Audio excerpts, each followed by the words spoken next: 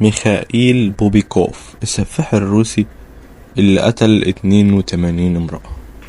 كان متزوج ورغم كده عمل جرائم ما تتصدقش، وكان ميخائيل راعب أهل روسيا لمدة 20 سنة كاملة، وما كانش حد من الحكومة قادر يوصله، عشان كده بقى أخطر سفاح في روسيا. كان ميخائيل شرطي سابق، واعترف ان هو عمل كده عشان يطهر المدينة من العاهرات اللي مالوا مدينة انجريسك في سيبيريا حسب تعبيره. ويعتقد الادعاء ان هو انهى حياة 82 ضحية، وكان بيغتصب اغلبهم قبل تقطيعهم بالسكينة.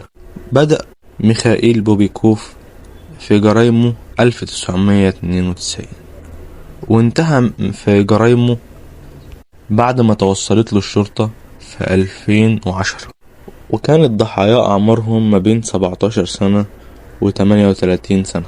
وكان ميخائيل بيفصل بين حياته العائلية وبين حياته كسفاح. وكانت من ضحايا ميخائيل فتاة تدعى إلينا دورغوف، وكانت متوجهة لسكة الحديد عشان تقابل والدتها اللي جاية من السفر. ساعتها قابلها ميخائيل واغتصبها ووداها المنطقة نائية وقتلها.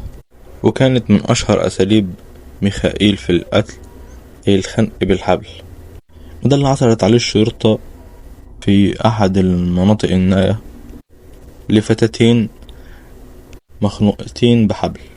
ولما سألت الشرطة ميخائيل هل انت كنت راضي عن ان انت تعمل الجرائم دي كلها، فرد عليهم قال لهم انا ارتكبت كل الجرائم ديت وانا راضي عن اي حاجة عملتها في حياتي.